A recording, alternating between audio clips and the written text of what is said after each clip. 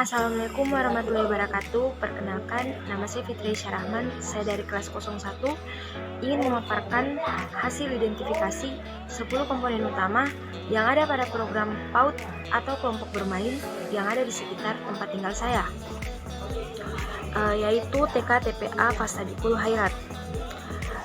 Jadi komponen yang pertama itu ada yang namanya peserta didik atau warga belajar. Jadi jumlah peserta didik yang ada di TK TPA Fastadikul Khairat itu berjumlah sebanyak 58 orang. Terus yang kedua ada yang namanya pendidik atau tutor. Jumlah pengajar yang ada di TK TPA Fastadikul Khairat itu berjumlah sebanyak 11 orang. Yang ketiga ada yang namanya pelaksana, itu semacam penghubung antara warga belajar atau sumber belajar dan mengutamakan pelajaran pada warga belajar. Nah, struktur kepengurusan TK TPA Fastadikul Khairat itu ada yang kepala unit, wakil kepala unit, sekretaris, bendahara, wakil bendahara, wali kelas, dan sebagainya.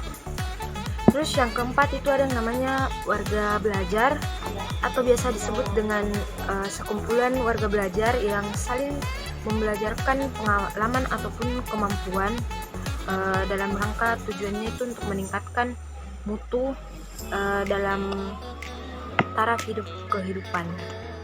Nah, jadi metode belajarnya itu yang diajarkan dalam TK TPA Fastadikul Khairat itu salah satunya yaitu dengan metode Iqra. Jadi setiap santri itu dibagi menjadi beberapa kelompok sesuai dengan tingkatannya. Misalnya ada yang dari Iqra 1 sampai Iqra 6. Jadi setiap santri yang ada di TPA itu beda-beda wali kelasnya. Terus ada juga asistennya yang bisa dibilang itu membantu untuk proses pembelajarannya kalau misalnya itu santrinya terhitung banyak. Nah, selain itu juga kalau semisal ada juga santri yang tingkatannya sudah tinggi, itu biasanya diberikan hafalan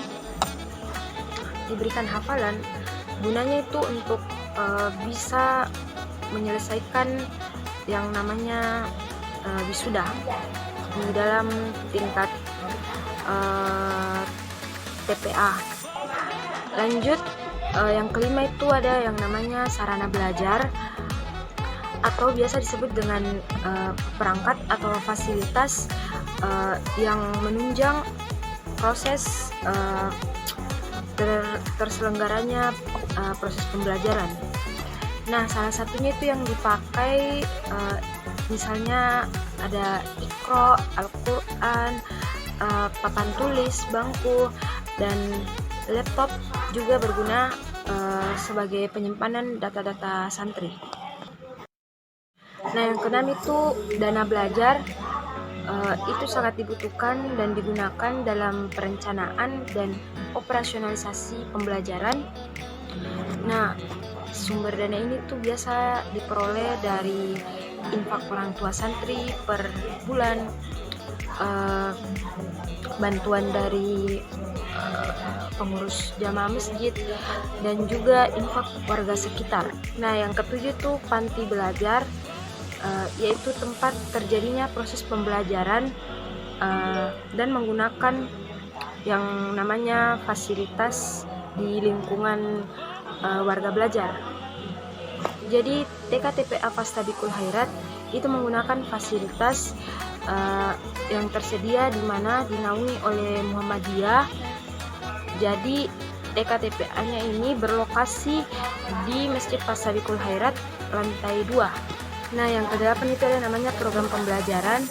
Jadi segala sesuatu yang terkait dengan program pembelajaran itu meliputi kurikulum, strategi, metode, dan sebagainya. Nah, program pembelajaran dalam TK TPA Fastadikul Khairat itu terdapat 5. Yang pertama itu Rila Santri, Nah, tujuan dari Rila Santri ini itu untuk membuat santri menjadi refreshing, dan kegiatan ini tuh dilakukan setiap 3 bulan sekali. Nah, yang kedua itu ada yang namanya Hari Bersantri atau biasa disebut dengan hari bersama. Nah, tujuannya itu untuk mengakrabkan diri dengan santri maupun pengajar dengan cara membuat acara makan-makan. Nah, yang ketiga itu ada yang namanya syukuran santri. Itu biasa dilaksanakan setelah santri-santri itu wisuda. Itu sebagai wujud bentuk apresiasi. Nah, yang keempat juga itu ada yang namanya olahraga dan futsal bersama. Itu dilaksanakan setiap pekan. Dan yang terakhir itu ada yang namanya musyawarah pengajar. Nah, tujuannya itu untuk mengevaluasi kegiatan-kegiatan dan membahas hal-hal terkait pengembangan TK-TPA Fastabikul Khairat. Dan yang kesembilan itu ada yang namanya hasil belajar. Nah, hasil belajar ini tuh bisa merupakan capaian dari warga belajar setelah mengikuti kegiatan pembelajaran. Contohnya itu penguasaan pengetahuan, penguasaan keterampilan, dan sebagainya. Nah, bagi santri yang telah wisuda dan dinyatakan lulus dan masih melanjutkan belajar di TK-TPA Fastabikul Khairat, akan tetapi di tingkatan TPQ, atau biasanya juga kalau misalnya wali kelas itu butuh tenaga pengajar, maka santri yang bacaannya sudah bagus dan sudah jelas itu biasa menjadi asisten pengajar. Nah, yang ke-10 ada yang namanya ragi belajar. Itu merupakan sesuatu yang menjadi daya dukung atau daya dorong yang membangkitkan semangat warga belajar dalam meningkatkan belajar guna supaya prestasinya menjadi lebih baik. Nah, sebagai bentuk apresiasi di dalam TK-TPA Fastabikul Khairat, yaitu dengan memberikan penghargaan berupa piagam kepada santri-santri yang teladan atau yang rajin dan disiplin.